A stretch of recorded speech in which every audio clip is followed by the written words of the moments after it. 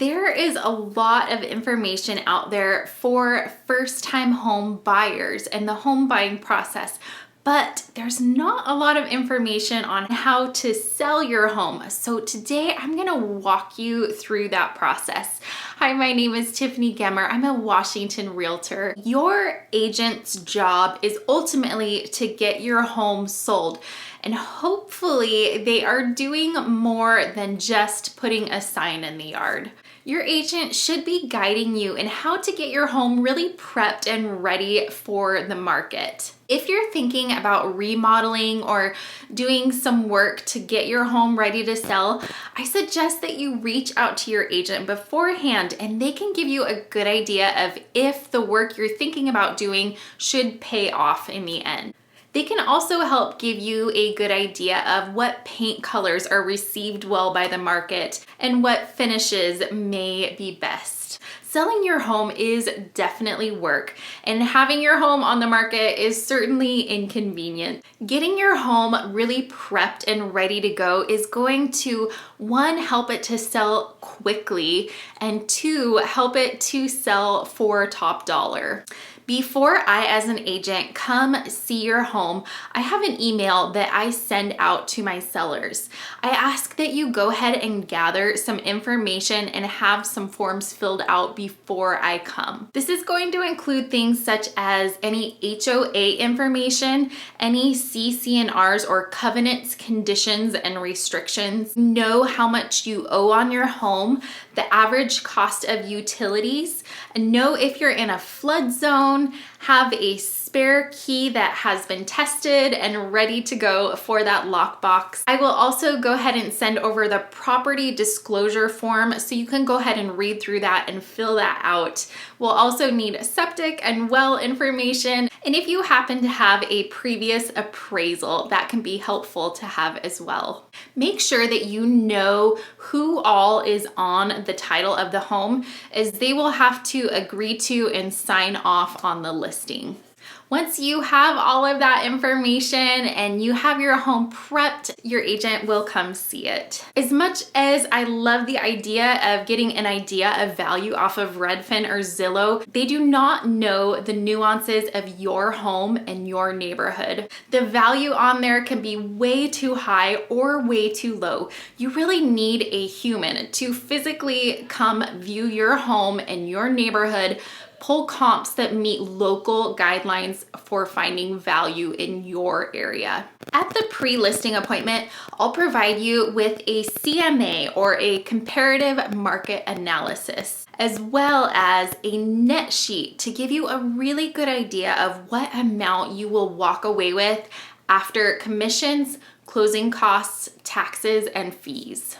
Be aware that there are seller closing costs. This can include things such as a fee for cancellation of your mortgage, as well as taxes. In the state of Washington, we have REIT, or real estate excise tax. How do you choose an agent, or should you work with an agent at all? If you're considering selling for sale by owner, in many states, you absolutely have the legal right to do so. And I totally understand that as a seller, it sounds really appealing to save money on those realtor fees.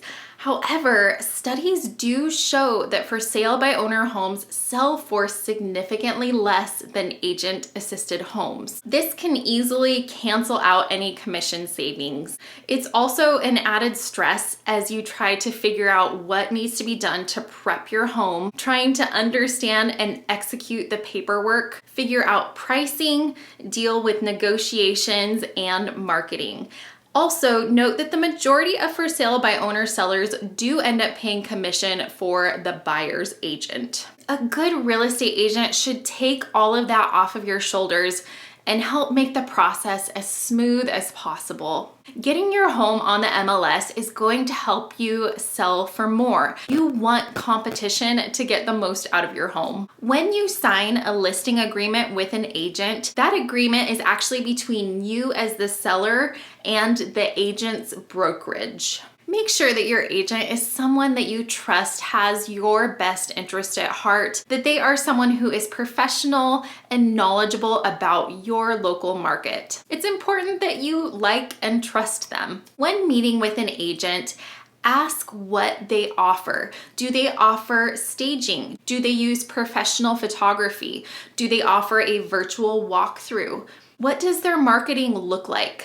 I personally am a full service broker. Discount brokers do exist.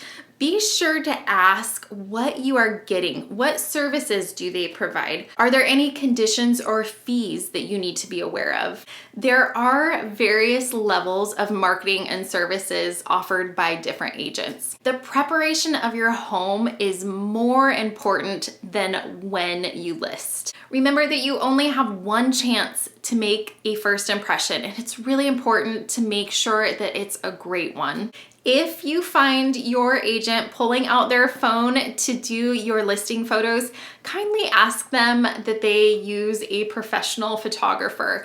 In this digital age, your online presence and marketing is crucial. Once your photos are done, we can get your home on the market within a matter of days. Once your home is listed, I'll send over an email and share a link to the listing for you to review and share. For showings, there's an app for that. You will be notified when someone wants to see your home, and once you have confirmed that showing, it will notify the buyer's agent. Once a showing is complete, the buyer's agent will get a request for feedback. If they don't provide feedback, I'll follow up with them. As your agent, I'm going to do everything I can to get feedback, but some agents just don't leave feedback. If after multiple attempts to reach them, they don't respond, we just have to assume that it wasn't the right house for them and they have moved on. Aside from prepping the home, pricing is the most important thing. Pricing will depend on a combination of things: your location, the home's condition, market value, and a pricing strategy for your home and your specific situation.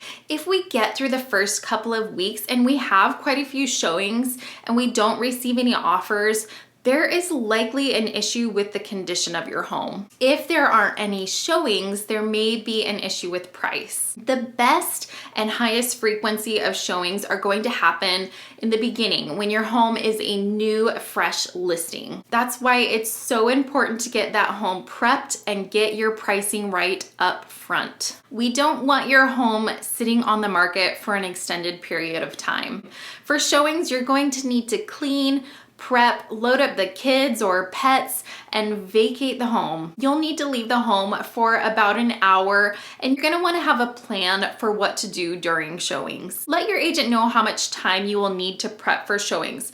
This could be 1 hour or this could be 24 hours, but keep in mind that 24 hours is a literal 24 hours. If an agent schedules an appointment at 6 p.m. one day, they can't show your home until after 6 p.m. the following day. So if there's a buyer in town for a day to look at homes, they might not be able to see your home. So more restrictive equals less showings. If you need a good chunk of time to prep, I suggest 12 hours. This should give you plenty of time to prep and vacate. For showings, you're gonna wanna consider what things of value you have in the home, things such as electronics, jewelry, firearms, and medications. Buyers will be accompanied by an agent, but someone could go use the restroom and dig through your prescriptions, or there could be multiple people in the home and one could wander off. For safety, I suggest that my sellers have a go box with items that they don't want left in the home during showings. This way you can just grab the kids, grab the dog, grab the go box, and head out.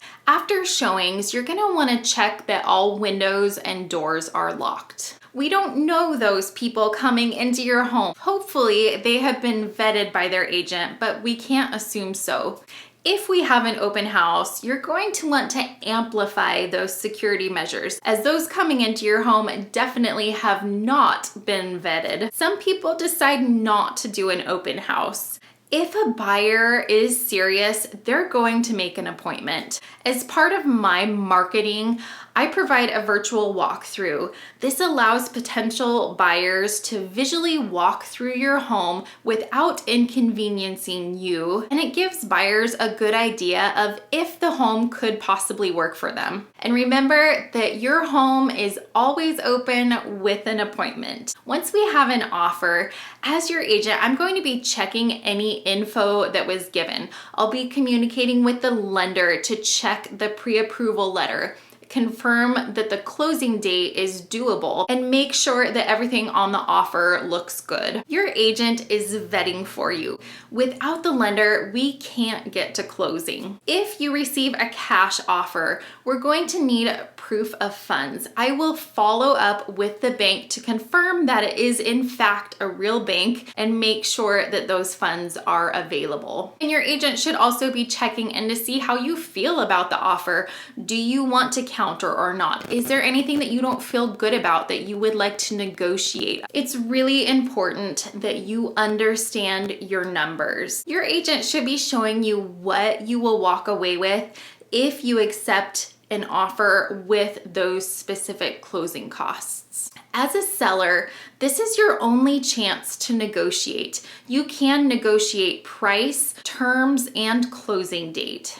Once you sign that contract, you are locked into that. That is a legal binding contract. By default in the state of Washington, lighting fixtures, wall TV mounts, anything built in, any window coverings, including curtains, stay with the home. So if there's anything that you really want to take with you that could possibly be considered a fixture, whether it's that amazing chandelier from your great grandma or that bathroom mirror that you love, I suggest go ahead and remove and replace those items prior to listing the home. I also suggest that you go ahead and start pre-packing. Go ahead and pack away any items that you won't be needing in the near future. Just go ahead and box those up and stick them out in the garage. In another video, I'll discuss specific tips for getting your home prepped and ready to sell. So you don't want to start your final packing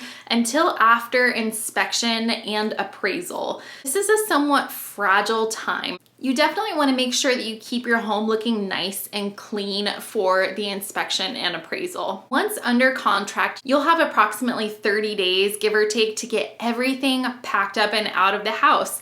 And after inspection and appraisal, you'll have even less time, and everything must be completely out of the home at closing. If you're a seller that's also buying at the same time, this is a bit of a tricky process. I'll go ahead and post a link below to another video where I walk you through this process. So now you've received an offer, you've negotiated and accepted, and you are pending. If you're my client, at this time you'll receive an email with all needed info, closing date, and what's in the purchase agreement that needs to stay with the home. So let's talk about that inspection period. Provided the buyer didn't waive the inspection, this is a time for the buyer to have a professional inspector come into the home and look for any issues with the home. Depending on the findings, it's possible that the inspector could suggest further inspections. It's not uncommon for buyers to bring family and friends to the inspection, as this is likely their last opportunity to view the home prior to the final walkthrough. When they receive that home inspection back, this is another point of negotiation. The buyer may make a repair request, and they may request that those repairs be made by a licensed bonded contractor. I often suggest a monetary credit in lieu of repairs to avoid any issues if the buyer's not happy with the work done at the final walkthrough. Also, this is just a really busy time, so avoiding more work or stress in the days leading up to the move can just make for an easier, smoother transaction. Some sellers opt to do a pre-inspection prior to listing the home. There are definitely some advantages to this. This eliminates any surprises that could cause a failed sale. This also allows you to dress any needed work up front before the home goes on the market, and it also eliminates negotiations of repairs or credits. It can also give the buyer confidence when they're placing an offer. The possible downsides to a pre-inspection is that you would be responsible to pay for this inspection up front, and you would be required to disclose of any findings. If you receive multiple offers, if you have a backup offer in place, it will allow you to be a little more aggressive in response to a repair request of a laundry list of items. Having that backup offer in place can help with negotiations. Once the inspection period has ended, the appraisal will then be ordered. Both the home inspection and appraisal are typically paid for by the buyer. So when you get an offer on your home, don't announce on social media that you have sold your home. There is still a ways to go. Some people get confused about the difference between a home inspection and an appraisal.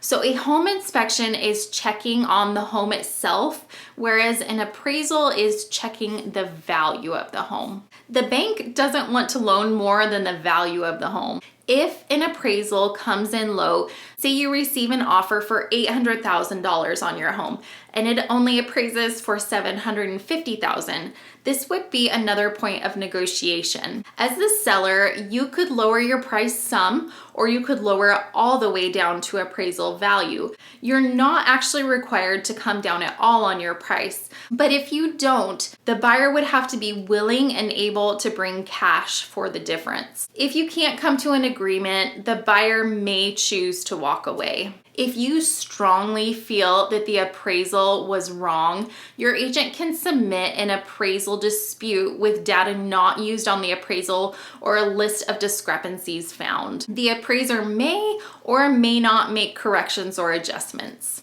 Once the appraisal process is complete, then it's time to really start packing. But before you fully move out, check in with your agent. They'll check in with the lender to make sure that everything is looking good and moving along as expected and that there are no extensions needed. 1 week prior to closing, make sure that your agent has all receipts for any repairs made. Also, don't shut off those utilities. Call the utility company and notify them of an upcoming transfer. The buyer will call and confirm that transfer, and it's just a swap in billing. There's no need to shut off utilities. 3 days prior to closing, you'll receive your closing disclosure. This is sometimes referred to as a CD. This will let you know exactly how much you'll be walking away with at closing. The title company will be in contact with you and they'll get your loan payoff amount and your social security number. They'll need to have this information. Be aware though that wire fraud is extremely prevalent in the real estate industry. People do get wired their money successfully at closing all the time, but be very cautious. Ideally, you would physically go into the title company when you're giving your information, or you could call them, not them call you, you call them to give your information. Never ever give or change your banking information via email. Scammers have gotten extremely good at this and will create really similar emails and are very good at disguising themselves as your title company. They may even put a phone number in the email that is not the real title company. So once again, it can be safely done. Just be extremely cautious. Prior to closing, the buyer will have a final walkthrough. This is a time for the buyer to make sure that the home is in the same or better condition and check repairs made and make sure that the agreed upon items have remained in the home. If this is the first time that the buyer's seeing the home empty, please make sure that the home is nice and clean for them. It's also nice to leave a card or an information sheet with helpful information about the home or the neighborhood. What day of the week is trash day? Is there a great lawn service that you would recommend in the area? Also, be sure to leave all garage door openers, manuals, keys, and codes. You did it. That is it. You crossed that finish line and you have closed on your home. Now, don't forget to tell your family and friends about your amazing real estate agent and leave them a review. If you have any questions about the home selling process, comment below. And if you found this information to be helpful, Please like and subscribe. Thank you so much for watching. I will see you next time.